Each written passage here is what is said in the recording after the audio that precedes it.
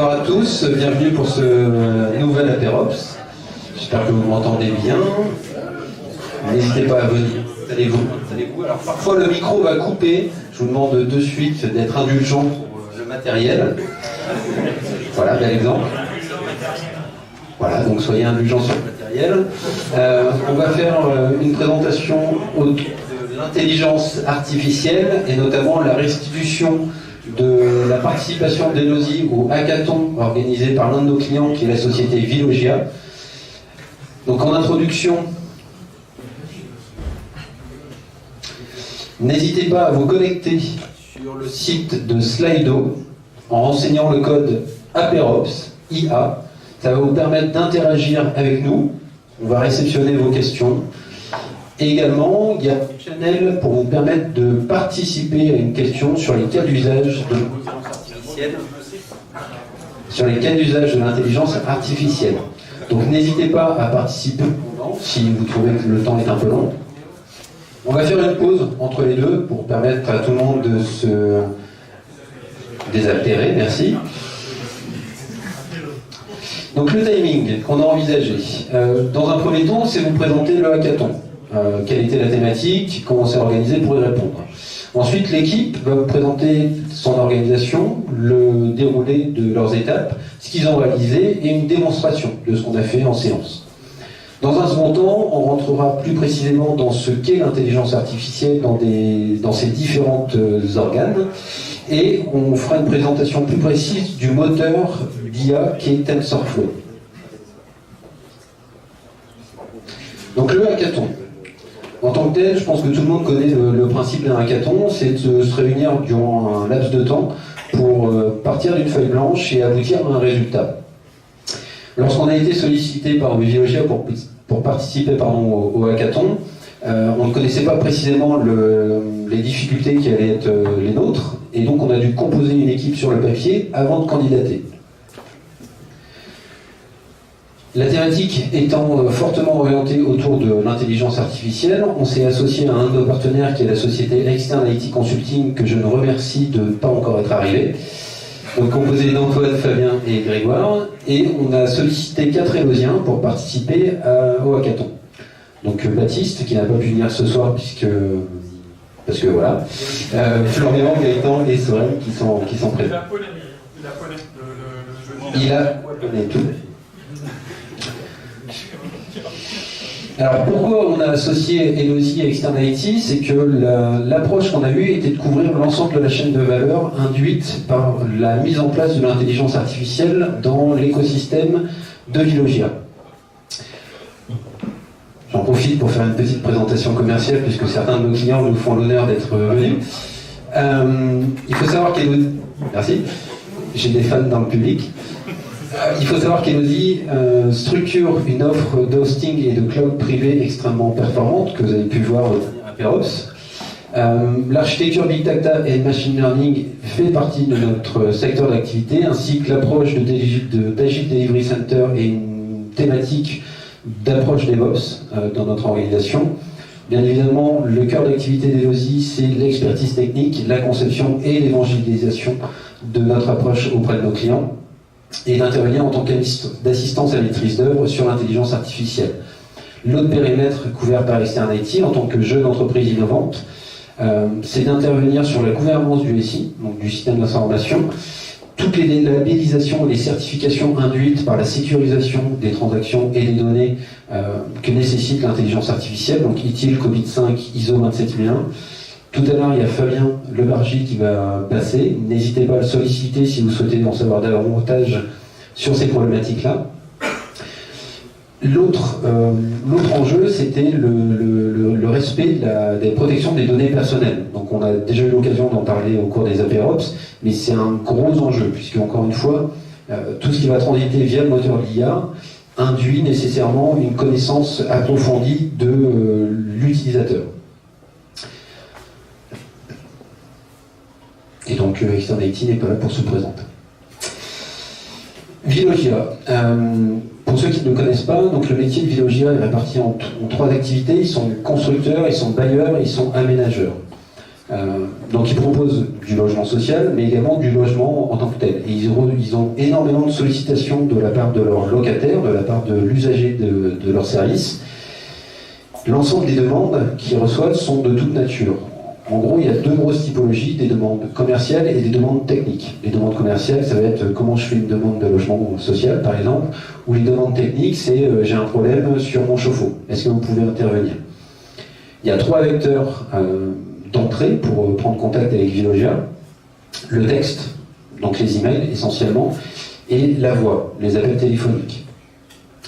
Le défi qui nous a été donné au cours du hackathon, c'était de s'appuyer sur ces différentes sources de données, de composer un moteur d'IA permettant de les analyser, de préqualifier la demande et d'apporter au plus tôt une première étape de réponse. En gros, j'appelle, quelle est la typologie de mon problème, vers quel service je suis aiguillé et quel premier niveau de réponse m'est déjà apporté par le moteur d'IA. Le hackathon a eu lieu le 30 et le 31 janvier, donc on a eu 28h30 précisément pour répondre aux défis qui nous étaient soulevés. Donc vous pouvez admirer la magnifique pub qu'on fait au passage. Il y a 8 sociétés qui ont été retenues sur la phase de candidature, donc qui ont participé à l'hackathon. Il y en a plus qui ont candidaté mais dont les candidatures n'ont pas été retenues. Alors, on met quelques chiffres quand même pour évoquer un peu ce qu'a été ce dur labeur, donc notamment 3 thermos de café, au moins 3 litres de bière à minima, puisque la nuit du mercredi au jeudi a été courte, donc il fallait se trouver des éléments de motivation complémentaires. Et comme l'indique sur le slide, il y a eu beaucoup trop de gâteaux et de bonbons qui ont été mangés. Et au final, on a très peu dormi sur l'ensemble de l'équipe qui a participé à tout ça. La restitution, donc comment ça s'est organisé une fois qu'on avait fait ces 28h30 de travail. Les différentes sociétés qui ont participé sont passées à tour de rôle. On avait tous une demi-heure pour présenter ce qu'on avait réalisé, mais sur un timing qui était imposé. Donc 15 minutes de présentation et de démonstration, ce qui fait un laps de temps très très court. 5 minutes sur 2 cas de test qui ont été imposés par le jury. Il fallait analyser deux canaux différents, donc qui n'étaient pas simples à couvrir. Et on a eu 10 minutes de questions-réponses. L'ensemble du travail qui a été réalisé par l'équipe est extrêmement qualitatif et c'est aussi pour ça qu'on tenait absolument à vous le présenter aujourd'hui et à vous expliquer un petit peu quelle a été la mécanique de l'équipe et quel cas d'usage tous ensemble on va pouvoir imaginer pour réaliser de nouveaux projets autour de l'IA. La répartition de l'équipe, alors, donc moi en tant que cheerleader, voilà, je tiens à remercier Gaëtan pour ce bel acronyme. En gros, j'étais l'intermittent du spectacle, un facilitateur vis-à-vis d'eux pour leur apporter toute la logistique. Fabien Leberger, qui représente la société Externe IT, s'est positionné en tant que product manager, mais surtout, pendant les 28 heures, il a codé et renseigné l'ensemble des éléments de synonymie dans la base du moteur d'IA. Donc c'est grâce à lui qu'on a découvert tous les synonymes possibles pour une serpillière, et notamment la transition français-ch'timi, qui a été un gros travail. Antoine, qui est intervenu sur l'IHM, donc comme vous voyez, c'est magnifique. Grégoire, qui a fait un gros travail sur le moteur d'IA qui est TensorFlow. Florian et Sohan qui sont intervenus essentiellement sur l'infrastructure et l'exposition des services API, et Baptiste et Gaëtan qui ont travaillé sur l'enceinte connectée Alexa. La démarche de la team, pour ce faire, je passe là à Gaëtan. Donc, on va aborder ensemble un petit peu le sujet de la démarche, en fait, comment on s'est présenté. Et la première idée qui est venue à nous, en fait, c'est de travailler sur l'enceinte Alexa. L'enceinte Alexa, certains la connaissent déjà, on a eu un APEROPS qui était consacré justement à l'enceinte Alexa, et on s'est dit, ce serait bien de l'utiliser pour travailler. Donc l'utiliser pour travailler, toujours dans le cadre d'une qualification d'une demande cliente. Donc qualifier une demande cliente, comme l'a dit Aurélien tout à l'heure, c'est définir les causes exactes d'un problème. Donc on peut avoir un incident dans le logement, sur le robinet, plus exactement sur le tuyau, qui concerne une fuite goutte à goutte. Donc on va avoir différents éléments qu'on va retrouver tout au long du parcours en fait. On va voir soit le logement ou les parties communes qui vont permettre de définir l'endroit, un premier équipement, par exemple le robinet ou la cage d'ascenseur sur le deuxième exemple, et potentiellement un équipement complémentaire. Donc au robinet, on peut avoir un problème et spécifier qu'on veut parler du tuyau. Par contre, c'est pas obligé. Et du coup, de là définir les problèmes qui arrivent, donc soit une fuite goutte à goutte, soit une fuite continue, ou dans le cas de l'ascenseur, il est en panne. Donc forcément, on travaille sur une enceinte connectée, il y a toute une gamme de contraintes qui s'appliquent, que ce soit des contraintes matérielles, ou des contraintes qui sont posées par le temps. Notamment, je prends l'exemple de l'authentification. On parle beaucoup de RGPD, et via l'authentification, en fait, c'est tout à fait possible de vérifier l'authentification d'un utilisateur sur Amazon Alexa. Mais forcément, ça prend du temps à mettre en place, donc on a pris le parti fort, par exemple, de considérer un seul utilisateur. On a aussi le besoin de rendre des options facultatives, en fait. C'est plus qu'un arbre à suivre, puisqu'on a vu tout à l'heure, il y a des notions d'équipement qui sont facultatives. Donc potentiellement, on doit sauter certains niveaux d'arbres, on va devoir les passer. On aura un schéma de l'arbre à peu près tout à l'heure pour vous permettre de mieux assimiler la chose. Et forcément, on a travaillé sur des supports vocaux, donc faut trouver plein de synonymes sur un mot. On ne va pas frustrer l'utilisateur. Pour parler du robinet, il ne va pas seulement devoir dire la robinetterie, mais il va devoir venir alimenter tout un champ lexical qui est propre à la robinetterie. Et on a le même cas pour les différentes causes en fait qui se passent. On a le fait de devoir rendre le dialogue le plus naturel possible, et ça veut dire considérer des propos non genrés, considérer des propos qu'on pourrait tenir sur une discussion classique, et vraiment, l'utilisateur final doit vraiment avoir l'impression de parler avec quelqu'un qui est dans la même pièce que lui pour écouter son problème. Et forcément, on va avoir aussi le fait de devoir pas rendre le dialogue ennuyeux. Forcément, on peut être tenté de devoir, par exemple, lister la somme des équipements. Alors, ça pourrait être un problème au niveau de votre chauffe-eau, de votre robinet, de votre cage d'ascenseur, de votre machin.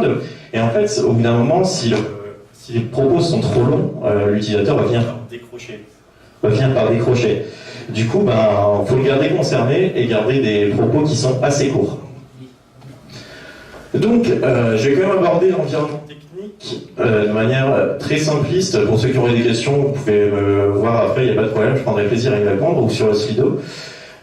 Donc, on a utilisé l'interface Alexa, donc il faut savoir que Amazon met à disposition une interface IHM pour travailler tout sur la partie échange avec la machine, qui va permettre de rentrer des squelettes de phrases ou de paramétrer des variables pour récupérer les informations. On va avoir également le développement d'un middle en JavaScript, donc on a hébergé sur AWS Cloud pour le coup, on travaille avec Alexa, on est parti sur la suite complète en fait.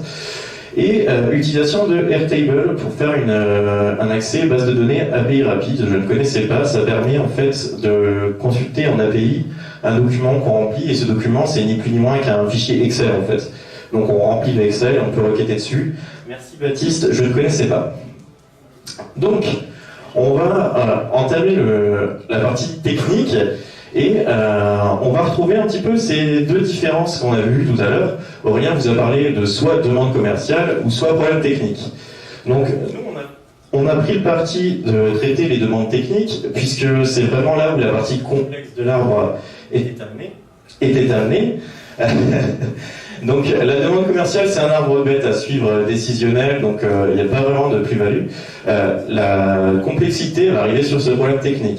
Donc la complexité, pour définir sur la zone, le lieu du problème, c'est facile, on sait faire. Ça va commencer à devenir un petit peu touchy quand on va arriver sur les équipements. Les flèches partent un peu à droite à gauche, c'est compliqué. Donc on va avoir un premier niveau d'équipement. Donc c'est ce qu'on a vu tout à l'heure, ça pourrait être un robinet ou une cage d'escalier. Mais ça pourrait aussi être un chauffe-eau.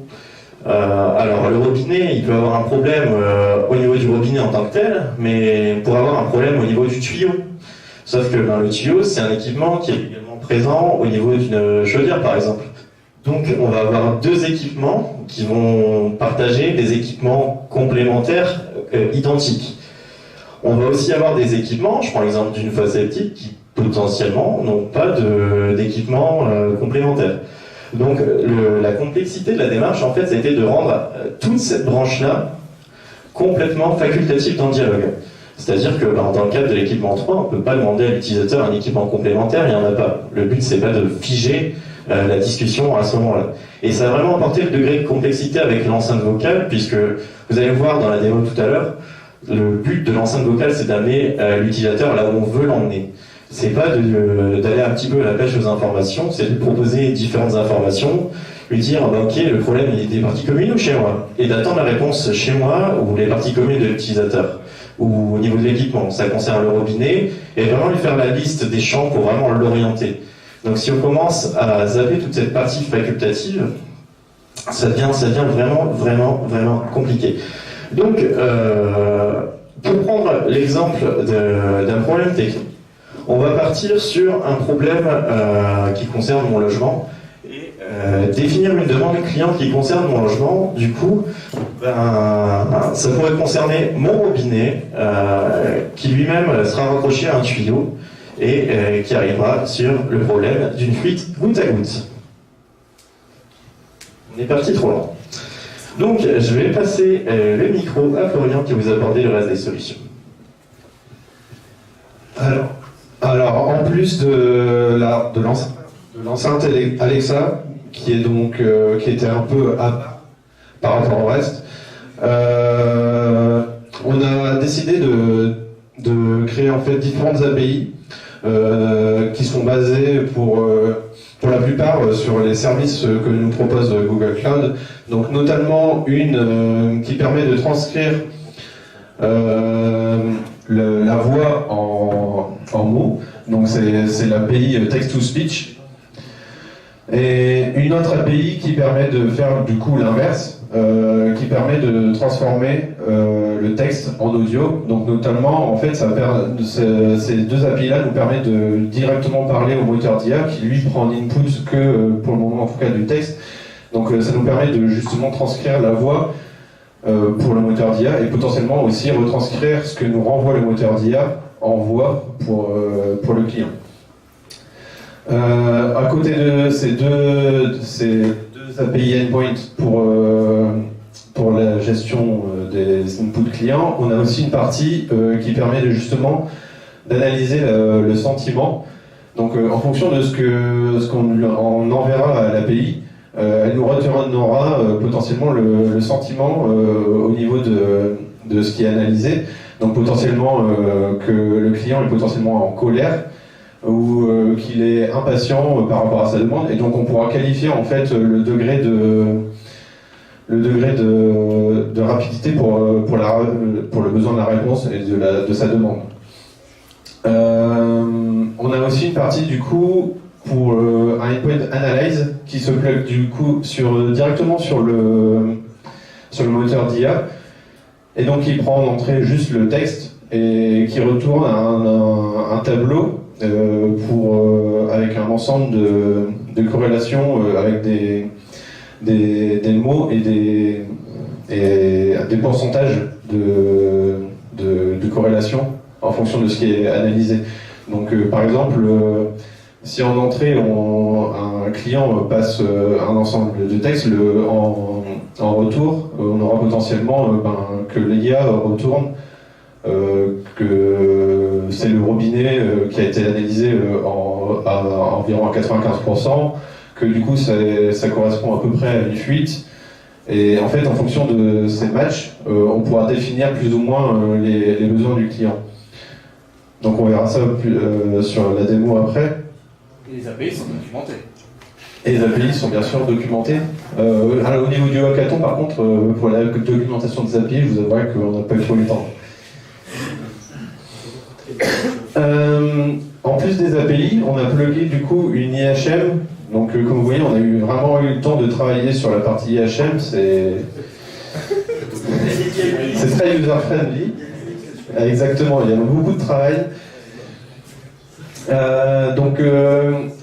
C'était principalement en fait pour pouvoir prendre en input, du coup, comme je vous disais, la partie texte. Donc on peut discuter directement avec l'IA Et aussi, surtout, c'est la partie vocale. On peut saisir du coup une entrée vocale et en fait on retranscrit derrière en texte qui ensuite est envoyé au moteur d'IA qui lui nous retourne la réponse qui est attendue. On a aussi fourni une IHM d'aide à la décision, donc qui était principalement au niveau de la démo fournie pour on copier-coller un mail complet qui était envoyé par le client et ça nous retournait les pourcentages. Donc par exemple là on a bonjour, j'ai un problème avec mon radiateur, il a une fuite, pouvez-vous intervenir? Donc du coup on retourne le pourcentage qui est remonté par l'IA et qui détecte qu'il y a un problème donc à 50% pour bloc, à 0,4 et 0,2 pour fuite, que c'est un problème, il détecte que c'est un problème de chauffage et que c'est automatiquement en intérieur. Donc ça permet de qualifier en fait la demande du client de manière plus rapide pour les utilisateurs. Alors, un point qu'on a voulu aussi faire, notamment au niveau pour les déploiements des API, c'est surtout avoir une approche DevOps et du coup fournir énormément d'agilité pour nos développeurs. Donc en fait on a décidé de prendre l'utilisation d'Ansible, qui est un outil de déploiement pour les applicatifs, et ça permettait aux développeurs d'être entièrement autonomes sur le déploiement des API. Ça lui permettait notamment de déployer des nouvelles API en une seule ligne de commande et sans qu'il ait à avoir d'interaction directement avec la partie infrastructure. Donc pour lui, c'est totalement abstrait et il n'a aucune interaction avec cette partie-là et il n'a potentiellement pas besoin d'avoir de connaissances. Pour la partie infrastructure, il lance une ligne de commande et derrière, les nouvelles API sont déployées, ça redémarre, ça fait tout le travail automatiquement. Donc avec la stack, on avait juste un Nginx, donc qui est un serveur web, et les API qui tournent en Python, et en fait toute cette partie-là était vraiment abstraite du développeur, et le développeur pouvait se concentrer uniquement sur la partie développement, et il pouvait déployer du coup très facilement les nouvelles fonctionnalités. Et donc aussi petit teasing, le mois prochain, l'Apéros sera justement sur Ansible. Donc voilà. Et donc maintenant, la démo. Donc je vais laisser la main à Gaëtan pour la partie Alexa. Bon, donc pour la partie Alexa, on va vous montrer un petit peu le fonctionnement de l'enceinte. Donc on va dérouler un scénario classique en fait. Seb, tu interviens, tu veux échanger avec l'enceinte Alexa. Donc pour la démarrer, il faut dire ouvre et l'application. Donc ouvre Elodie. Alexa, ouvre Elodie. Bonjour et bienvenue sur votre application Elodie. Je peux vous aider dans la prise en charge de votre demande. Souhaitez-vous remonter un problème technique ou une demande commerciale? Un problème technique. Bravo. Cet incident concerne-t-il votre logement ou les parties communes? Ça concerne mon logement. Les équipements possibles sont le balcon, la robinetterie, un interrupteur, les sanitaires, autres, la plomberie, la tuyauterie, la fosse septique. Lequel voulez-vous? Un interrupteur. Quelle est la nature du problème? Il est à créer? Défectueux? Il est cassé. J'ai fini. Le lieu est logement. L'équipement est interrupteur. La nature du problème est cassé. Nous allons désormais transférer votre demande au service concerné. Et sans effet des mots. Et ça c'est beau. Donc, juste un complément, forcément, sur les différentes possibilités qui sont proposées par l'enceinte, tous les chemins n'ont pas été forcément développés faute de temps.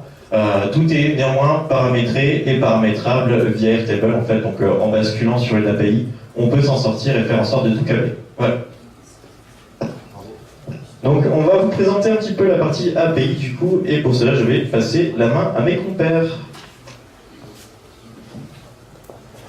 Donc je vais vous présenter les deux autres IHM qui ont été développés dans le cadre de ce hackathon. Donc la première, comme l'a présenté Florian, c'est vraiment un outil d'aide à la décision. Donc dans ce texte, on va lui donner du texte en input, donc pas automatiquement le tes clients, dans laquelle on va lancer une analyse. Donc là, je reprends le même exemple sur la slide. Bonjour, j'ai un problème avec mon radiateur, il y a une fuite que vous pouvez intervenir. Merci. On lance l'analyse et derrière, il va nous sortir tout un tas de probabilités associées à cette remontée. Donc il aura analysé du texte qu'il est à 40% sûr que ça considère un problème de blocage ou de fuite. Donc les données parfois peuvent paraître étranges, mais c'est aussi dû au peu de données, au nombre de données qui étaient relativement faibles pour entraîner l'intelligence artificielle. Donc forcément, on va retrouver des fois beaucoup de probabilités dans certains cas. Donc c'est un problème à ce niveau-là qui concerne du chauffage en intérieur. On peut très bien lui passer du texte un peu plus volumineux et un peu plus complexe, typiquement un mail. Donc là, on peut voir un peu des caractères un peu bizarres, des dièses, un email spam, etc., etc. Donc si on lui lance ce petit extrait de mail à analyser, donc là dans notre cas c'est suite à notre CT, je vous appelle je vous rappelle que j'ai une prise électrique défectueuse derrière le frigo et j'ai aussi beaucoup de moucherons du fait que les VMC de l'appartement ne marchent plus. Cordialement, PS aussi de me tenir au courant pour etc., etc. Donc là, je vous parlais tout à l'heure de beaucoup de réponses. Donc là on peut voir qu'il considère que c'est un problème de blocage et on parle également de casse, de panne, etc. Et aussi un peu de présence d'insectes, donc on parle qu'on a beaucoup de moucherons, bon, il détecte ça. Donc on peut voir des probabilités plutôt disparates, comme je vous l'ai dit, c'est à cause du peu de données pour entraîner l'intelligence artificielle. Plus on aura de données, plus elle sera efficace. Donc là on avait vraiment très très peu de données. On peut voir aussi qu'il considère que c'est un problème autre, donc là déjà on a deux cas. Donc on a un problème de moucheron, on a aussi une prise défectueuse. Donc là déjà forcément c'est un peu plus compliqué. Donc on peut voir par contre qu'elle détecte bien un problème d'électricité au niveau de cette remontée. Et on peut voir que du coup, ça peut considérer l'intérieur, donc il est quasiment sûr que c'est l'intérieur, mais il y a aussi une petite probabilité pour les parties communes. Donc voilà pour ce premier outil.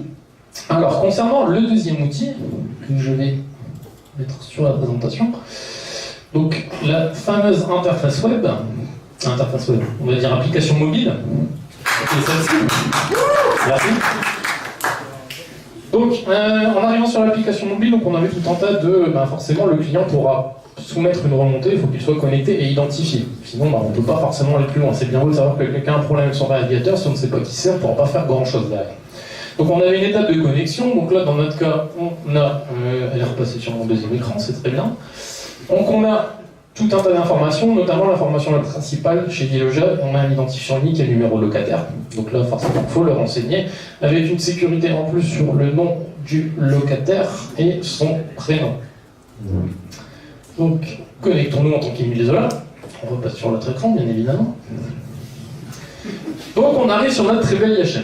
Alors, donc comme Florian vous l'a dit, on peut faire à la fois de la saisie vocale ou faire du texte. Donc, je vais commencer par le texte. Donc, potentiellement, bonjour, que puis-je faire pour vous ? J'ai un problème de mon robinet, il fuit.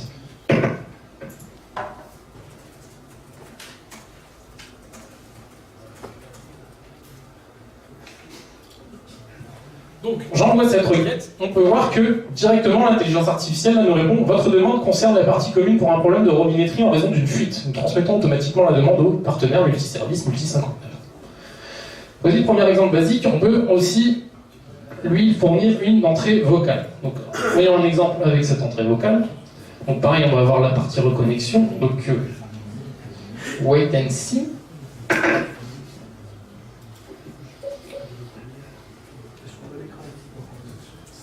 C'est pas très grave si vous ne voyez pas l'écran, je me connecte. Alors, je bidouille. Il est en train de développer, Voilà, donc maintenant que j'ai bien recodé la valeur que ça va me retourner, je vais pouvoir vous montrer que ça marche très bien. Alors, testons, voyons voir si j'ai bien codé en 10 secondes là, à peu près. Bonjour, j'ai un problème avec mon ascenseur. Donc, là, on voit ma phrase qui s'affiche, bonjour, j'ai un problème avec mon ascenseur. Bon, jusque-là, ça va, je suis un bon développeur, ça passe très bien. Et on voit que l'IA dit, je comprends que vous avez un problème avec l'ascenseur. Pouvez-vous me confirmer qu'il s'agit d'un des problèmes suivants, inondation. Donc, dans le jeu de données, en fait, généralement, quand il y a des problèmes d'ascension aussi, si on veut, Dans 90% des cas, c'était dû à de l'inondation. Donc c'est pour ça qu'elle nous propose un peu cette piste-là. Oui. Donc là, j'ai répondu oui, elle n'a pas compris ma demande. Bon, voilà, c'est l'effet démo, ça arrive, c'est chical. Donc pouvez-vous m'indiquer quel est le problème et où se situe? On va essayer. J'ai un problème avec l'ascenseur, il ne fonctionne plus du tout. Alors, qu'est-ce qu'elle nous raconte? Alors, il ne fonctionne plus du tout. Bon, il n'y a pas pris l'ascenseur, mais... Et du coup, ai-je bien compris votre problème? Auquel cas, vous pouvez m'indiquer. Et là, du coup, elle nous aide à la décision. Elle voit qu'on a un peu de mal à expliquer notre problème, admettons. Et que l'on a... Du coup, elle nous propose des pistes derrière pour aller plus loin. Donc bon, on pourrait continuer à interagir avec l'IA pendant un petit moment comme ça. Donc l'IA, à un moment, elle ne va pas s'arrêter en disant « Bon, bah, je sais pas quoi faire, débrouillez-vous. » Elle va toujours essayer de proposer des pistes derrière. Donc là, c'est un peu le cas. Donc on a toute une liste, un peu comme Gaëtan vous l'expliquait, que avec ça, il ne faudrait pas qu'elle parte pendant 20 minutes pour vous dire tous les problèmes possibles dans un logement. Donc là, c'est un peu le même principe. Et du coup, on pourra interagir de cette manière avec cette IHM. Voilà pour la partie démonstration. Donc,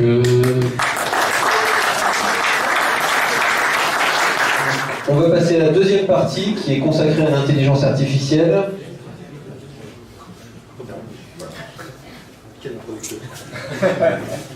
Donc je vais vous présenter, je vais parler d'intelligence artificielle. Donc on va essayer de vulgariser un peu ce concept pour comprendre qu'est-ce que l'intelligence artificielle, quelles sont les applications concrètes que l'on pourra en faire.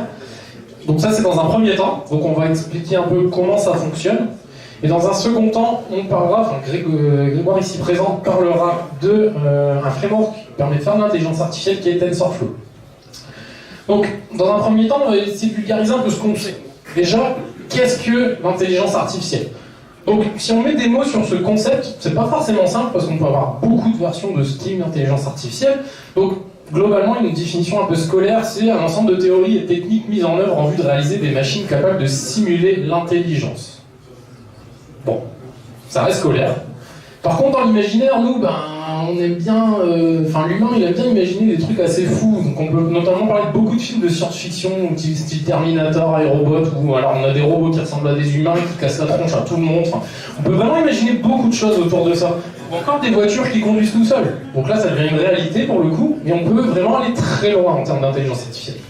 Dans l'industrie, bon, c'est une définition un peu plus technique, on va dire, parce que ce sont des algorithmes plus ou moins évolués qui imitent des actions humaines. Ça rend un peu moins de rêve que des films comme Terminator, etc. Clairement. Donc, de par la définition que je viens de vous expliquer un peu dans le domaine de l'industrie, si on peut dire, techniquement, ça c'est une IA. Donc un algorithme tout bête qui vous dit, si ton âge il est en dessous de 27, t'es jeune, sinon t'es vieux, c'est une intelligence artificielle.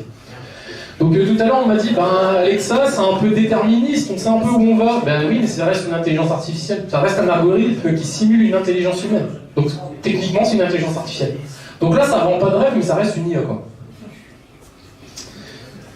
Alors, maintenant je vais vous vendre vraiment du rêve, avec des applications un peu plus concrètes quand même, et pas juste une condition quelque part dans un bout de code paumé que personne n'ira jamais lire, je vais vendre un peu plus de rêve à ce niveau-là.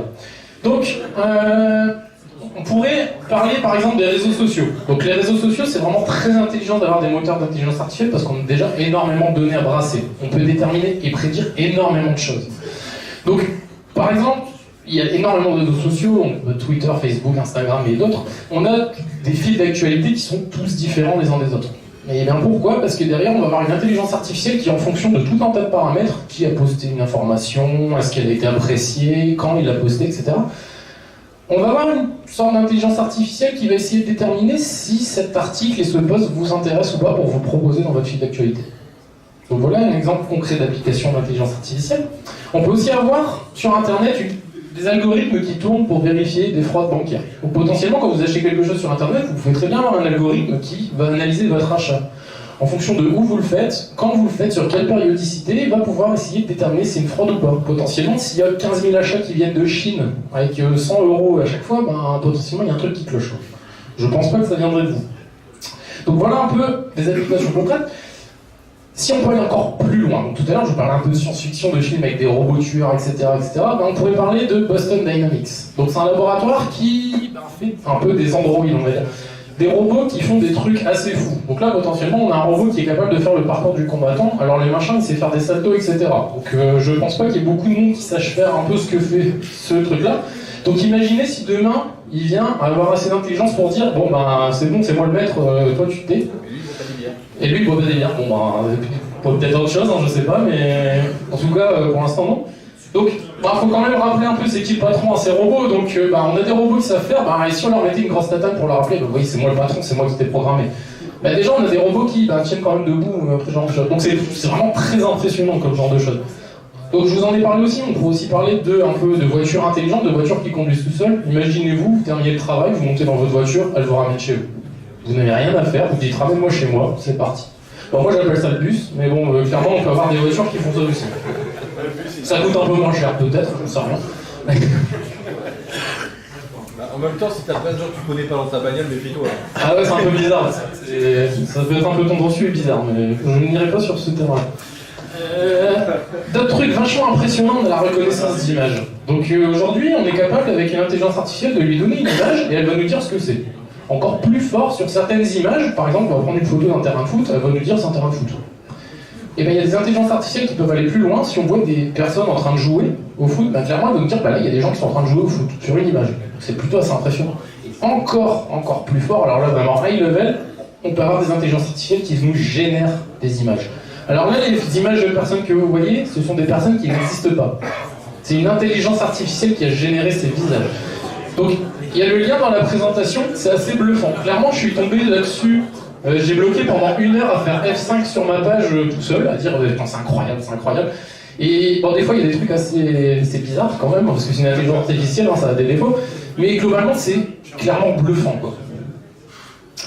Alors, maintenant que je vous ai vendu un autre drive, des fois ça marche pas trop quand même l'intelligence artificielle. Donc là, je vous y en parler avec les photos, il y a peut-être des trucs un peu bizarres des fois.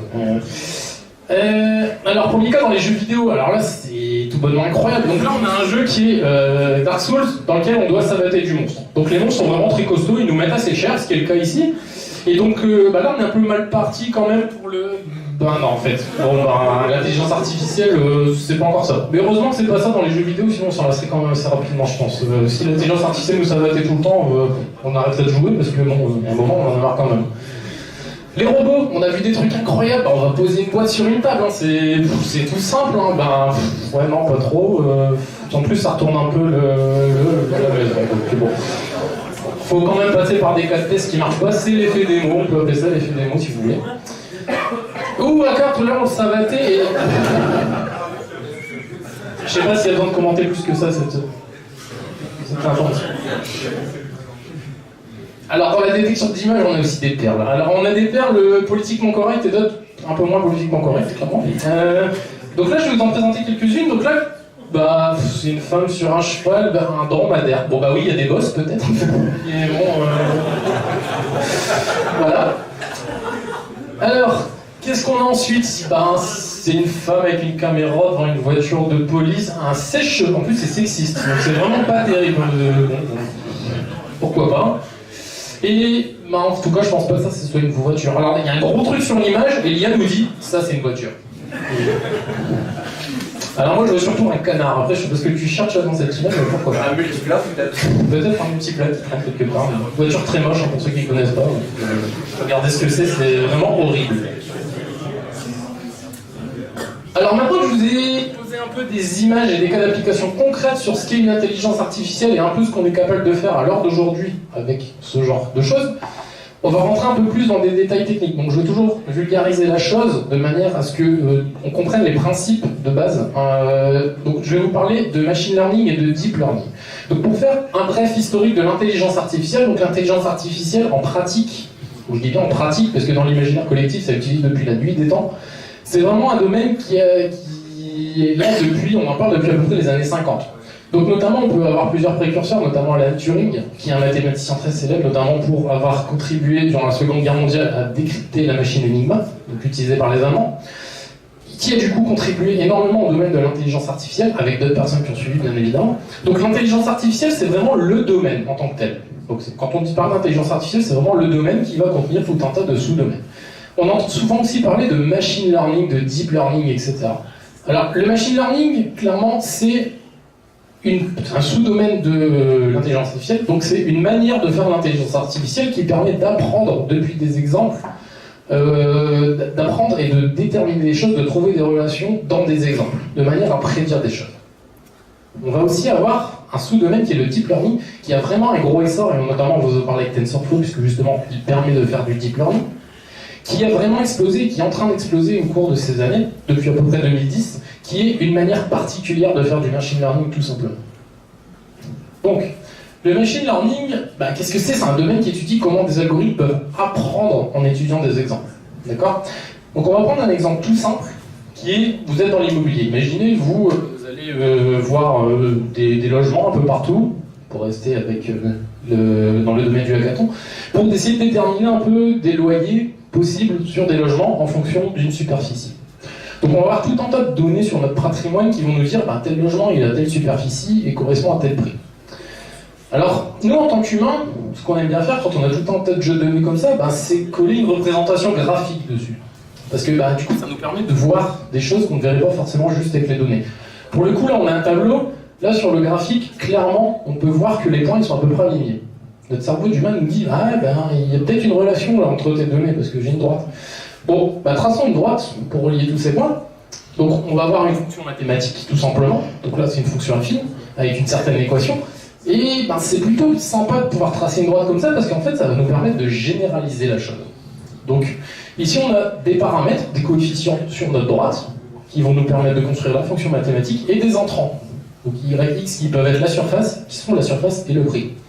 Donc généraliser, comme je l'ai dit, c'est vachement intéressant parce que ça permet de prédire les choses. Et c'est exactement le but d'une intelligence artificielle. Donc là, par exemple, si on lui dit, donne-moi le prix pour un logement de à peu près 187 mètres carrés, le prix du loyer, il va dire 1947 €. Pourquoi pas? Bon, c'est le jeu de données qui est comme ça, je ne dis pas que c'est la réalité non plus. Mais du coup, ce qui est intéressant, c'est qu'on, depuis des exemples qui ne sont pas dans les jeux de données, on va pouvoir prédire des choses. Donc, clairement, le machine learning, c'est exactement ça. Et c'est vraiment la vocation d'une intelligence artificielle. On va lui donner des informations, donc on va avoir une première étape de collecte et de filtrage sur ces données, de toutes les données dont on dispose. Donc vous imaginez que si on a un patrimoine immobilier, on va avoir plus de données qu'une surface et un prix. On peut avoir une localisation, le nombre de pièces, on peut avoir plein d'autres informations. Donc on va avoir une première étape de dire quelles sont les informations pertinentes pour lesquelles je voudrais avoir quelque chose de déterministe là-dessus. Donc on va avoir cette première étape de collecte et de filtrage de la donnée. Ensuite, on va entraîner notre intelligence artificielle. Donc en gros, on va donner plein d'exemples, plein de données à notre intelligence artificielle qui sont déjà pré-mâchées avec des informations qu'on trouve pertinentes, de manière à lui faire trouver un lien entre toutes ces données. Donc là, c'est ce qu'on appelle une phase d'entraînement. On va donner plein d'informations à notre intelligence artificielle, donc elle va s'entraîner sur ces données, à essayer de trouver un lien entre tout le monde. Donc en gros, potentiellement, avec l'exemple de notre courbe, elle peut essayer de trouver une courbe qui passe par tous les points. Et une fois que ce travail est réalisé, on va pouvoir avoir un troisième step qui est l'aboutissement de l'intelligence artificielle, qui est la prédiction. À partir de là, on va pouvoir utiliser l'intelligence artificielle pour trouver une solution à un problème qui n'était pas dans le jeu de données de base. On va faire de la prédiction. Donc, quand je dis prédire, c'est pas non plus boule de cristal, dis-moi ce qui se passe demain. C'est vraiment basé sur le jeu de données. Donc, trouve-moi un cas qui n'est pas dans les exemples. Qu'est-ce que je peux en sortir? Donc dans notre cas, pour l'exemple, notre algorithme, tout simplement, le machine learning c'est ça mais avec des algorithmes, donc ça va être trouve-moi une fonction mathématique avec un certain paramètre, donc là dans notre cas de fonction c'est A et B, tel qu'on ait une droite qui passe à peu près par tous les points. Donc voilà ce qu'est le machine learning. Par contre, il faut faire attention à quelque chose. Donc tout à l'heure, pendant la démo, je vous ai dit, alors l'intelligence artificielle sur l'interface graphique, si vous vous rappelez, elle sortait beaucoup d'informations pour certaines prédictions. Quand j'avais passé le mail, il y avait eu 5 ou 6 causes possibles pour un problème.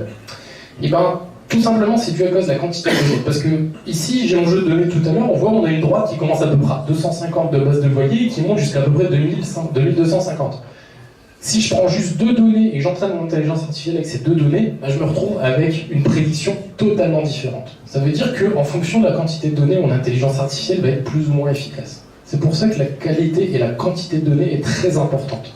Parce que ça va nous permettre de fiabiliser cette intelligence artificielle. Donc dans le cadre du hackathon, malheureusement, on n'avait pas autant de données qu'on l'espérait. Donc forcément, notre intelligence artificielle, elle a des défauts. Donc avec une quantité très volumineuse de données, on peut avoir des choses assez bluffantes. Alors, en pratique, donc là je vous ai vraiment montré un cas trivial avec 2 entrées. Dans la réalité, on a beaucoup plus de paramètres. Donc si je prends l'exemple des réseaux sociaux de tout à l'heure, avec votre fil d'actualité, on va avoir 5, 6, 7, 8, 10, des dizaines de paramètres, et il va falloir trouver des relations entre tous ces paramètres. Alors clairement, c'est pas quelque chose de simple. Ça peut être très complexe à trouver. Donc si nous, en tant qu'humains, on voudrait représenter graphiquement ça, ça devient très compliqué. Quand on a 2 paramètres, ça va, ça fait un graphique en 2 dimensions. En 3 dimensions, on peut encore se débrouiller. 4 dimensions pour les meilleurs, ça devrait encore aller, on ajoute une notion de couleur. Par contre, au-dessus, ça devient impossible à représenter, quoi. Clairement, pour un humain, c'est très compliqué. Donc, pour une intelligence artificielle, comment elle peut faire quand on lui donne plein de paramètres comme ça pour déterminer des choses? Alors, l'intelligence artificielle, elle va utiliser des structures de données particulières qui vont permettre justement de trouver des relations entre des entrées et une sortie. Donc, comment ça fonctionne? Je vais vous parler d'une structure de données en particulier. Donc il faut savoir que des structures de données, il y en existe plein. Je vais vous parler du neurone parce que dans le cadre du deep learning qu'on verra après, on utilise des réseaux de neurones. Donc c'est important de comprendre ce qu'est un neurone, donc un neurone artificiel dans notre cas. Et donc ce neurone, dans un point de vue biologique, c'est des cellules que l'on a tous dans notre système nerveux, qui du coup vont être connectées les unes aux autres avec des entrants et vont transiter de l'information ou pas, en fonction des connexions. Le neurone artificiel, c'est exactement la même chose, on peut l'appareiller à une fonction mathématique. D'accord? Donc voilà comment on va représenter un neurone artificiel. On va avoir notre fonction mathématique, à laquelle on va avoir tout notre câblage d'informations. Donc là, potentiellement, on a 3 paramètres. Donc un peu comme un neurone, on a plein d'interconnexions entre elles. Et elle va produire de la donnée en fonction de ces paramètres, exactement comme un neurone le ferait. Il va décharger, on appelle ça décharger, de l'information si certaines conditions sont matchées en fonction du paramétrage du neurone. Et l'intelligence artificielle va faire exactement, quand on travaille avec des neurones dans le cadre d'une intelligence artificielle, c'est exactement ça. On va avoir des paramètres, donc en gros l'idée c'est de trouver une fonction pour laquelle on va faire varier des poids au sein de chacun de ces informations. Donc là on va mettre des coefficients tout simplement pour dire celui-là il est plus important que celui-là ou pas. Et on va avoir un seuil pour dire une fonction basique, on va prendre la somme avec les poids déterminés de toutes ces entrées. On va vérifier si cette somme est inférieure ou supérieure à un certain seuil. Si c'est le cas, on va décharger. Si c'est pas le cas, on ne décharge pas. Donc c'est exactement une des implémentations du neurone artificiel. Donc avec un neurone, on va pas aller bien loin, parce que là, on a vraiment des choses très basiques. Mais l'avantage des neurones, c'est qu'on peut les combiner entre eux. Donc à des fins que ça soit un peu plus joli graphiquement, là on a une disposition, donc un réseau de neurones, ça ressemble pas forcément à ça en pratique. Donc là c'est juste pour avoir quelque chose de joli, parce que des architectures de neurones, on en a beaucoup, on en a des qui marchent plus ou moins, on peut avoir des couches de neurones comme ça, comme avoir des couches de neurones en fond d'entonnoir avec plus ou moins de neurones dans les différentes couches. Donc là c'est vraiment un titre informatif. D'accord ? Donc c'est vraiment pour avoir quelque chose de joli, que c'est représenté comme ça. Donc n'allez pas imaginer que tous les réseaux de neurones sont comme ça, ce n'est pas vrai. Et n'allez pas imaginer non plus que tous les neurones font exactement ce qui est fait avant, parce qu'il existe aussi différents types de neurones. Donc là, on va vulgariser, on va partir du principe que notre neurone, il fait ça, et on peut les empiler. Donc on peut avoir différentes couches de neurones à ce niveau-là. Alors, si on prend l'exemple d'une reconnaissance d'image, comment on va faire avec notre intelligence artificielle pour lui faire comprendre que un chat, c'est un chat? Voilà. Comme je vous l'ai dit tout à l'heure, dans le cadre du machine learning, vous avez 3 étapes. On a une première partie de collecte d'informations, une partie d'entraînement, et une troisième partie de prédiction. Donc là, on va supposer que notre IA est déjà entraînée et on a déterminé les caractéristiques. Donc pour notre image, on sait que dans l'image, on va regarder telles informations. Donc on va regarder par exemple la forme des oreilles, s'il y a des poils, s'il y a une queue, etc. Et on va passer ces informations dans notre réseau de neurones. Notre réseau de neurones est entraîné parce qu'il aura eu beaucoup d'exemples, préalablement, avec beaucoup d'images en lui disant ça c'est un chat, ça c'est pas un chat, etc. Et à la fin, de par cet entrant qu'il n'aura jamais vu, il pourra déterminer si c'est un chat ou pas. Alors, là, ça a l'air plutôt pas mal. Par contre, en pratique, ça peut être très difficile à entraîner si on combine les neurones. Donc le corps humain est composé de plusieurs centaines de milliers, de millions, peut-être même plus de neurones. Donc en pratique, on ne peut pas aller jusque-là parce que ça devient vraiment impossible à entraîner une intelligence artificielle. Donc, en pratique, on se limite à quelques couches. Et du coup, ce qu'on peut se demander, c'est qu'est-ce que je fais si j'en mets plein? Qu'est-ce qui peut se passer? Donc déjà, on va dire, j'arrête de calculer des caractéristiques, parce qu'au final, ça donne une étape manuelle en plus en disant, là, ça c'est important, ça c'est pas important. Si je lui balance tout de suite mon image, et que je mets plein de neurones derrière, qu'est-ce qui se passe? Ça, c'est exactement ce que fait le deep learning. Donc le machine learning, comme je vous l'ai expliqué avant, va faire cette étape de je récupère les caractéristiques, j'utilise quelques couches d'informations dans ma structure pour prédire des choses. Le deep learning, c'est vraiment, je lui donne toutes mes données, je lui donne un réseau, enfin il a son réseau de neurones, entraîne-le avec plein d'informations, qu'est-ce qui se passe en sortie? Le petit miracle, c'est que derrière, il arrive à prédire que c'est quelque chose, que c'est un chat, dans notre cas. Donc, pourquoi le deep learning, on en entend beaucoup parler maintenant? Parce qu'il faut savoir que le deep learning, c'est quelque chose qui existe depuis bien plus longtemps que 2010, clairement. C'est quelque chose qui existe déjà depuis les années 50-60. On commençait déjà à avoir des choses entre deux. Donc pourquoi on n'en a pas entendu parler avant? Si ça marche aussi bien, pourquoi ça fonctionne tout d'un coup? Donc il faut savoir qu'il y a une compétition qui est l'ImageNet Large Scale Visual Recognition, donc il y en a plein dans le domaine, dans lequel on va faire un peu s'affronter des IA. On va leur filer tout un tas d'images à tester, et l'IA va nous dire qu'est-ce que c'est, clairement. Donc on va faire affronter différentes IA comme ça. Donc on peut voir qu'en 2011, on a des taux de succès plus ou moins bons. Donc là on peut voir que l'IA ici, un coup sur deux, elle trouve la bonne réponse. C'est vraiment pas top. Et qu'est-ce qui se passe en 2012? On voit qu'il y a une IA qui met un peu la pâtée à toutes les autres IA. Clairement, elle est largement dessus. Elle est à peu près à moins de 20% d'erreur. Qu'est-ce qu'elle fait cette IA? En fait, elle fait du deep learning. Donc les années d'après, qu'est-ce qui se passe? C'est incroyable, tout le monde fait du deep learning parce que ça marche bien. Donc voilà pourquoi il y a un tel succès. Parce qu'on arrive à trouver maintenant des implémentations qui fonctionnent. Alors, du coup, pourquoi ça marche d'un coup? À l'époque, on en parlait déjà, il n'y a personne qui a testé, c'est pas possible. Donc il y a des gens qui ont testé, forcément, mais il n'y avait pas forcément les résultats attendus. Ce qu'il faut se dire, c'est que depuis les années 50-60, forcément, il y a beaucoup de choses qui ont changé. Notamment les algorithmes. On a appris beaucoup de choses sur les algorithmes, de nouveaux algorithmes sont arrivés. Il y a des architectures particulières qui fonctionnent bien dans nos réseaux de neurones. Donc, tout à l'heure, je vous ai parlé d'architecture de neurones, comment on les enrichit entre eux. Il y en a qui fonctionnent mieux que d'autres dans certains domaines, pour faire certaines reconnaissances. On a aussi de l'amélioration d'un point de vue technique. Avec l'apogée des cartes graphiques, maintenant, on a une puissance de calcul monstrueuse. C'est qu'à prendre le Bitcoin, dans lequel c'est de la crypto-monnaie, on va s'amuser à crypter des trucs, on a vraiment des bêtes de course pour faire du calcul. Donc, forcément, dans les années 50, on n'avait pas ça. Et un truc aussi super important, je vous en parlais tout à l'heure, c'est la quantité de données. Aujourd'hui, on peut trouver vraiment, sur Internet, on peut trouver des bases de données très conséquentes de plein d'informations. Notamment pour les images. En 2010, il y a ImageNet justement qui est arrivé et qui fournissait de l'information. On a plein d'images et ça, c'est ça, c'est ça. Donc on a déjà une grosse base d'informations pour entraîner notre intelligence artificielle. Donc c'est pour ça que ça se met plutôt bien. Et ce qui est super intéressant aussi avec le deep learning, c'est que, je vous ai dit tout à l'heure, avec le machine learning, on va déterminer des caractéristiques. Quand on regarde notre réseau de neurones et qu'on va dans les couches les plus profondes de notre réseau, on va se rendre compte que la dernière couche de neurones, ou du moins l'une des dernières couches de neurones, va contenir les caractéristiques de l'image. C'est-à-dire que, dans notre cas, l'IA sera assez entraînée pour dire pourquoi un chat est un chat. Donc un chat, pourquoi c'est un chat? Parce qu'à la fin, j'arrive à trouver qu'en fait, il y a des poils, il y a une queue, il y a des oreilles en telle forme, etc. Donc c'est ça qui est très intéressant. Il a compris le concept de chat, sans qu'on ait à lui dire, regarde ça pour savoir si c'est un chat ou pas. Donc c'est un peu le petit miracle qui se produit dans le cadre de la reconnaissance d'image. Donc, en résumé, le machine learning, on va d'abord avoir une première étape, on va avoir de la donnée, on va d'abord extraire la donnée intéressante, on va entraîner notre intelligence artificielle, puis on va commencer à prédire et à l'utiliser. Ça, c'est le machine learning. Une des implémentations qui en est faite, qui est le deep learning, va considérer à dire je prends mon entrant, je lui donne tous les paramètres dans mon intelligence artificielle, elle brasse l'information, elle s'entraîne, et après elle va prédire.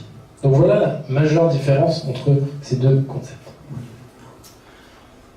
Donc je vais maintenant laisser la parole à Grégoire qui va vous parler de TensorFlow.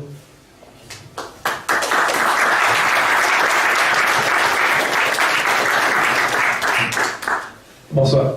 Alors effectivement, TensorFlow, vaste sujet, trop vaste pour vous faire une présentation exhaustive, c'est certain. Donc je vais balayer rapidement ce qu'est TensorFlow, ce qu'on a utilisé pendant le hackathon, et ensuite je passerai tout de suite sur un exemple pratique qui vous permettra de mieux apprécier la façon dont on peut utiliser ce framework. Puisque oui, c'est un framework de machine learning open source, édité par Google, si je ne me trompe pas, qui contient des briques applicatives, qui contient différents types de neurones, différents types de couches de neurones qui peuvent être combinées dans ce qu'on appelle des graphes, qui sont des réseaux de neurones particulièrement complexes, avec plusieurs entrées, plusieurs sorties. contient différents types d'optimiseurs qui suivent l'état de la recherche et du développement en matière de machine learning. Et tout ça, ce sont des petites briques qu'on peut assembler, mais qui sont tellement complexes à assembler parce que c'est avant tout une bibliothèque mathématique, je dirais, qui contient beaucoup d'outils mathématiques. On est obligé, on peut le faire sans, mais je préfère passer par une interface de programmation de plus haut niveau qui pour le coup était Keras. Il y en a d'autres qui exploitent TensorFlow. L'un étant intégré dans l'autre, on a la puissance de TensorFlow avec la facilité d'interfaçage des couches de Keras. Voilà pour la partie archi. Ensuite, on va reprendre le cas pratique qu'on a vu il n'y a pas longtemps, tant qu'à faire. Et donc, je reviens un petit peu sur les contraintes qu'il y avait et qui n'étaient pas forcément compatibles de prime abord avec l'intelligence artificielle. On avait besoin d'identifier 3 typologies de problèmes, équipements et logements privatifs ou parties communes, le lieu. On devait identifier ça avec un jeu de données restreint, puisqu'on avait 60 mails. Moi, il m'en aurait fallu quelques dizaines de milliers, donc c'était pas exhaustif, avec un respect approximatif de l'orthographe et de la grammaire, et l'utilisateur qu'on ne guidait pas comme Gaëtan avec Alexa. On n'avait pas un scénario précis que l'on pouvait suggérer à l'utilisateur, donc il fallait s'accommoder de tout l'enrobage textuel qu'il pouvait dire. Typiquement, on commence sa phrase par bonjour, on finit par merci. C'est quelque chose qu'il faut éluder avec l'intelligence artificielle si on veut bien comprendre. Donc,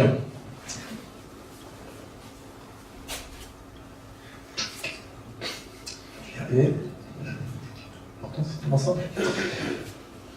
Quelle architecture a été utilisée dans ce contexte-là? Une première qui n'a pas marché, je vous en reparle après. Et une deuxième qui a mieux fonctionné, qui est en fait, je dirais, l'une des premières architectures qui a bien performé sur l'ImageNet, dont vous parlez Swan tout à l'heure. C'est l'une des premières architectures en couche profonde. C'est des réseaux de neurones à convolution qui sont initialement prévus pour traiter de l'image. Alors nous, on triche, on traite du texte. Comment ça se passe? On a une image en entrée. Une image, c'est un grand tableau de pixels, chaque pixel étant représenté par 3 couleurs, c'est un vecteur à 3 dimensions, rouge, vert, bleu, et la machine arrive à comprendre ça. Petit à petit, elle réduit la complexité de l'image, mais augmente dans un même temps, vous voyez à travers la profondeur, son niveau de compréhension de ce qu'est l'image. C'est la fameuse extraction de features, de traits caractéristiques, qui était dans les graphes que vous avez vus tout à l'heure. Comment on fait pour appliquer ça au texte? On convertit les mots ou les lettres en vecteurs.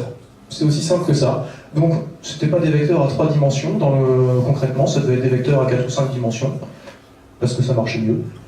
La plupart des résultats sont obtenus de façon empirique. Donc on va essayer une, 2 ou 3 combinaisons et voir ce qui fonctionne le mieux. Donc, ce qu'on lui donne en entrée, si on devait l'afficher sous forme d'image, c'est du bruit. Ça n'a aucun intérêt visuel. Par contre, la machine, elle, va réussir, au fur et à mesure des couches successives, à en extraire une signification. Les 2 dernières couches étant 2 couches de neurones qui donnent un sens à l'ensemble des traits caractéristiques que l'IA a pu extraire. Comment ça s'entraîne une IA comme ça? Là aussi, on a triché. Comme on n'avait pas un jeu de données qui était particulièrement exhaustif, on manquait de mise en condition des mots, en fait. On manquait d'enrobage, justement, comme je vous en parlais tout à l'heure. Une personne va attribuer volontairement un problème à un équipement. On va avoir des mots de liaison qui seront caractéristiques plutôt d'un problème que d'un autre. Et donc, on a été obligé de constituer autour de la liste des problèmes qu'on pouvait avoir un ensemble de synonymes. Et ensuite, ces synonymes, il fallait tenir compte du fait que les gens, vraisemblablement, n'écriraient pas correctement les mots. C'est tout l'intérêt de l'intelligence artificielle. Donc, ce qu'on a fait, c'est qu'on avait un texte qui n'avait rien à voir avec le contexte du reste du hackathon. Un texte, des mots, pas aléatoires, mais des suites de mots qu'on pourrait rencontrer dans la vie réelle, et des synonymes. Tout l'exercice a constitué à prendre des portions de ce texte, à injecter les mots qu'on aura au préalable modifiés, soit en les mettant au pluriel, soit en ajoutant une petite erreur au milieu, soit en les préfixant, soit en les suffixant, soit en enlevant une partie du mot. On va injecter du bruit dans notre jeu de données. Et on va faire, comme ça, de l'augmentation de données. C'est le terme... il vaut mieux, quand on fait du machine learning, augmenter la donnée pour avoir, à partir là, je sais pas, on va avoir 150 mots, on a créé des dizaines de millions de cas. Une fois qu'on a eu ce texte, il a suffi de convertir toutes les lettres en vecteurs. Ces vecteurs, enfin ces tableaux de vecteurs, on les a injectés dans l'architecture dont je vous parlais tout à l'heure, et on leur a demandé de nous sortir quelque chose de plus simple. C'est ce que vous aviez vu sous forme de beaux graphiques radio tout à l'heure. C'est la probabilité que le problème soit plutôt l'un ou plutôt l'autre. Et donc, ce qu'on lui demandait de sortir, c'est vraiment, si on injecte une phrase avec inondation, on veut que la probabilité que ce soit inondation soit de 100%. Mais au final, la machine va interpréter la phrase de différentes manières, va voir la probabilité que, je ne sais pas, cumulonimbus soit proche de cumulus, et donc elle va vraisemblablement identifier un problème de cumulus alors qu'on parle de nuage. C'est tout à fait probable.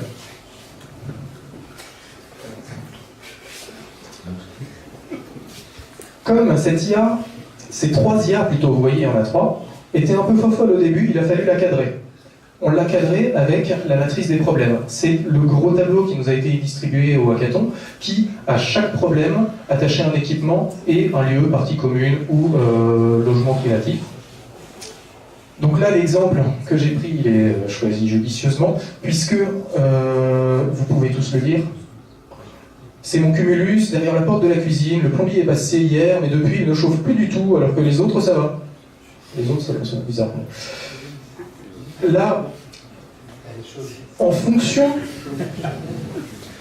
de la façon dont est écrite la phrase, c'est un peu pour le moment le grand mystère de pourquoi est-ce que ça sort comme ça, l'intelligence artificielle va donner une plus ou moins forte probabilité à l'un ou l'autre des termes qu'elle aura identifiés comme étant le plus probable. Ici, on considère pour l'exemple que comme il y a le mot porte, elle va considérer que le problème concerne la porte d'entrée et qu'elle mettra le dispositif de chauffage seulement au 2e plan. Ce qui est dommage parce qu'on va parler à la personne qui demande de sa porte d'entrée alors qu'en fait elle va parler de son cumulus. Du coup, c'est là qu'intervient la matrice. Comme on peut avoir plusieurs mots qui vont induire l'IA en erreur, on va essayer de faire des combinaisons avec ces mots. On a identifié que le problème le plus probable c'était un problème de chauffage. Ça chauffe mal, ça chauffe plus. Donc, avec cette probabilité la plus élevée, on va voir ce qui peut correspondre. A priori, une porte qui chauffe mal, non. Ou alors... Par contre, le chauffage, ça pourrait lasser. Le mur, le sol, pas forcément, sauf si vous avez un plancher chauffant, mais là, je crois que c'était pas le cas. Donc, on a programmé la chose de telle sorte qu'elle pose des questions. C'était très important qu'au lieu d'avoir une mauvaise qualification, on essaye de mieux cerner le problème. Et du coup, plutôt que de dire « Ok, vous avez un problème, votre porte ne chauffe pas, on envoie le serrurier », c'était très important que l'IA cherche à mieux qualifier la demande. Et donc, soit elle va reformuler le problème en disant « Bon, moi j'ai compris ça, est-ce que c'est bien ça ?» Ou bien, c'est ce que vous avez pu voir tout à l'heure, elle va essayer d'attacher les problèmes les plus probables à l'équipement qui est identifié comme défaillant, ou bien les équipements les plus probables au problème qui a été cité. Donc la matrice, elle était vraiment là pour cadrer l'intelligence artificielle et essayer de lui faire sortir les résultats les plus probables, ou au moins ceux qui étaient acceptés, puisque a priori les ascenseurs peuvent être uniquement inondés. Ouais. Si c'était à refaire, et c'est là qu'on va essayer de parler de la première approche, si c'était à refaire, ma liste au Père Noël, dedans, il y aurait beaucoup plus de données. Beaucoup plus de données, beaucoup plus de mails, parce que ça permettrait, au lieu d'avoir juste des mots qu'on va augmenter avec des erreurs, d'avoir des segments de phrases qui sont plus caractéristiques. Mon chauffage est en panne, ça va tout seul. Ma porte est bloquée, mon serrure est cassée, c'est des morceaux de phrases qui vont permettre d'avoir directement un problème et un équipement. Et c'est des choses qu'on va retrouver typiquement dans des textes qui auront été écrits par des êtres humains. Donc, dans ma liste au Père Noël, si on pouvait avoir un petit millier d'exemples par cas probable, ce serait bien. Et si on avait ça, on aurait pu utiliser la première approche que je souhaitais employer au début, qui sont des types de neurones. Là, j'ai parlé d'une architecture en entonnoir, d'une architecture de neurones à convolution. Les types de neurones que j'aurais utilisés de façon préférable, ce sont les LSTM, c'est Long Short Term Memory Cells, ce sont des neurones de mémoire. C'est des neurones qui ne vont pas chercher à identifier une image dans sa totalité, ce sont des neurones qui vont avoir un petit peu de persistance et qui vont permettre de traiter des séries de données. C'est utilisé dans le traitement du son, dans le traitement des cours boursiers, dans le traitement de la voix et dans le traitement de texte notamment, puisqu'ils vont retenir à partir d'un enchaînement de mots, grâce à la petite capacité de mémoire qu'ils ont, le sens global de la phrase. Ils vont retenir les éléments et en déduire un sens. C'est ce qui marche le mieux aujourd'hui en traitement de texte, et c'est ce qu'on aurait pu utiliser, mais qui n'a pas fonctionné dans un premier temps. Merci.